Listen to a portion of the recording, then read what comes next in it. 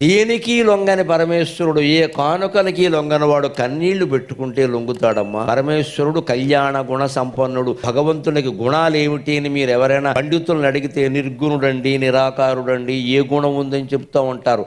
ఆయనకి ఉంటే గింటే ఉండే ఒక్క గుణం కళ్యాణ గుణం, కరుణ, దయ. భక్తుడు ఏడుస్తుంటే ఆయన చూడండి. నేను మహిమ కొద్దీ ఇక్కడ వెలిశాను, నా కళ్ళ ముందు కన్నీరు పెట్టుకుంటుంది ఆ ఇల్లాలు.